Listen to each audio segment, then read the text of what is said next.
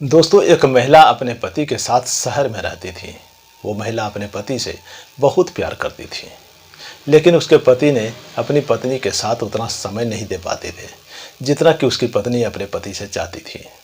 क्योंकि उसके पति एक बिजनेसमैन थे और वो अपने घर से ज़्यादा बाहर ही समय बिताते थे, जिसके कारण कि उसकी पत्नी अपने पति से संतुष्ट नहीं हो पाती थी।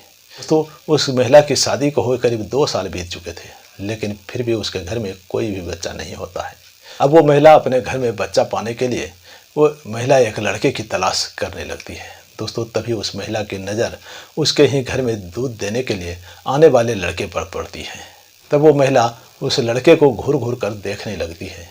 तभी उस लड़के ने उस महिला से कहते हैं कि मैडम, क्या बात है, आप इस तरह से मुझे क्यों घूर घूर कर देख रही हो। दोस्तों, तभी उस महिला ने उस लड़के से कहते हैं कि तुम्हें तो पता ही है कि मेरे पति एक बिजनेसमैन है और वो घर से ज़्यादा बाहर ही समय बिताते हैं, जिसके कारण कि मैं उससे संतुष्ट नहीं हो पाती हूँ। मेरी शादी को हुए करीब 2 साल बीत चुके हैं, लेकिन अभी तक मेरे घर में कोई भी बच्चा नहीं है। अब तुम ही मेरी ये ख्वाहिश पूरी कर सकते हो। दोस्तों, इतना कहते कहते उस महिला ने उस लड़के के हाथ को पकड़कर अपने कमरे के अंदर खींच लेती है। अब कमरे के अंदर उस महिला ने उस लड़के से जो कुछ करवाती है वो सब कुछ बताएंगे इसी वीडियो में, लेकिन उससे पहले हमेशा की तरह आप सभी से हमारी बस एक छोटी सी रिक्वेस्ट है कि वीडियो को अगर अभी तक आपने लाइक नहीं किया है तो वीडियो को एक लाइक कर दीजिए और एक प्यारा सा कमेंट कर दीजिए। और जो लोग हमारे चैनल पर पहली बार आए हैं वो चैनल को सब्सक्राइब करके बेल आइकन का घंटा जरूर दबा लीजिए, ताकि हमारे चैनल पर आने वाले हर एक वीडियो का नोटिफिकेशन आपको सबसे पहले मिल सके। तो चलिए बिना किसी देरी के कहानी की तरफ बढ़ते हैं। दोस्तों, आज की जो ये सच्ची कहानी है, यह कहानी शुरू होती है मध्य प्रदेश के एक छोटे से शहर से। दोस्तों, उस शहर में एक महिला अपने पति के साथ रहती थी। उस महिला का नाम नंदनी होती है और उसके पति का नाम सनोज होता है, जो कि एक बिजनेसमैन होता है। नंदनी अपने पति सनोज से बहुत प्यार करती थी, लेकिन सनोज अपने बिजनेस के सिलसिले में वो अपने घर से ज़्यादा बाहर ही समय बिताते थे, जिसके कारण कि सनोज अपनी पत्नी नंदनी को संतुष्ट नहीं कर पाती थी। अब नंदनी की शादी को हुए करीब 2 साल बीत चुके थे, लेकिन नंदनी के घर में कोई भी बच्चा नहीं होता है। दोस्तों, अब नंदनी हमेशा इसी बात की चिंता में डूबी रहती है कि उसके पति उसके साथ में उतना समय नहीं बिता पाते हैं, जिसके कारण कि उसके घर में कोई भी बच्चा नहीं है।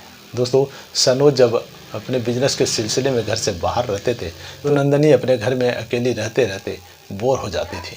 दोस्तों, तब नंदनी अपनी यह इच्छा पूरी करने के लिए वो एक लड़के की तलाश में लग जाती है। दोस्तों, तभी नंदनी को उसके ही घर में दूध देने के लिए आने वाले लड़के पर पड़ती है। उस लड़के का नाम राजेश होता है। दोस्तों, तब नंदनी ने राजेश को घूर घूर कर देखने लगती है। दोस्तों, इस तरह से करीब 1 हफ्ते का समय बीत जाता है। तभी एक दिन राजेश ने नंदनी से कहते हैं कि मैडम, क्या बात है, आप मुझे इस तरह से घूर घूर कर क्यों देखती हो। दोस्तों, तभी नंदनी ने राजेश से कहती है कि राजेश, तुम्हें तो पता ही है कि मेरे पति एक बिजनेसमैन है और वो बिजनेस के सिलसिले में घर से ज़्यादा बाहर ही रहते हैं। मेरी शादी को हुए करीब 2 साल बीत चुके हैं, लेकिन मेरे घर में कोई भी बच्चा नहीं है। मेरे पति मुझे संतुष्ट नहीं कर पाते हैं। जब वो बिजनेस के सिलसिले में घर से बाहर रहते हैं तो मैं अकेले घर में रहकर बोर हो जाती हूँ। अगर मेरे घर में कोई बच्चा होता तो मेरा भी दिन हंसी खुशी से उस बच्चे के साथ में गुजर जाती है। अब तुम ही मेरा वो सहारा बनो, तुम ही मुझे संतुष्ट कर सकते हो, तुम ही वो मेरी कमी दूर कर सकते हो। दोस्तों, इतना कहते कहते नंदनी ने राजेश के हाथ को पकड़कर कमरे के अंदर में खींच लेती है। अब राजेश ने नंदनी को समझाने लगते हैं कि मैडम, यह सब बिल्कुल गलत बात है। अगर इस बात की जानकारी आपके पति को होगी तो आपके पति आपको कभी माफ़ नहीं करेंगे और मेरे ऊपर भी केस कर देंगे और मुझे भी सज़ा हो जाएगी। लेकिन दोस्तों, नंदनी ने राजेश से कहते हैं कि इन सब बातों के पीछे तुम अपना दिमाग मत लगाओ, वो मेरे पति हैं, मैं अपने पति को खुद ही संभाल लूँगी। दोस्तों, इतना कहते कहते नंदनी ने राजेश को अपनी बाहों में कसकर भर लेती है। दोस्तों, अब राजेश ना चाहते हुए भी वो नंदनी के साथ वो सब कुछ करने लगते हैं जो नंदनी राजेश से करवाना चाहती थी। दोस्तों, इसी बीच नंदनी ने राजेश से कहती है कि राजेश, तुम जो कुछ भी करना, लेकिन सब कुछ मेरे अंदर ही गिरा देना, ताकि मुझे बच्चा जल्द से जल्द हो सके। दोस्तों, अब नंदनी की इस बात को सुन करके राजेश ने वो अपना सब कुछ नंदनी के अंदर ही गिरा देते हैं। अब उस दिन के बाद से नंदनी बहुत ही खुश रहने लगती है। दोस्तों, इस तरह से करीब 1 महीने का समय बीत जाता है। 1 महीने बाद जब नंदनी ने अपना चेकअप डॉक्टर से करवाती है तो डॉक्टर ने नंदनी से कहते हैं कि आप गर्भवती हैं, आपके पेट में एक बच्चा पल रहा है। दोस्तों, अब नंदनी डॉक्टर की इस बात को सुन करके वो बहुत खुश हो जाती है और फिर इस बात की जानकारी वो अपने पति सनोज को देती है। दोस्तों, सनोज को जब इस बात की जानकारी होती है तो सनोज भी अपनी पत्नी नंदनी से बहुत ही खुश हो जाते हैं और फिर सनोज नंदनी से कहते हैं कि चलो इतने दिन बाद ही सही, लेकिन मेरे घर में एक नया मेहमान आने वाला है। दोस्तों, इधर नंदनी और राजेश का यह सिलसिला चलते रहता है, लेकिन इस बात की जानकारी सनोज को कभी नहीं हो पाता है।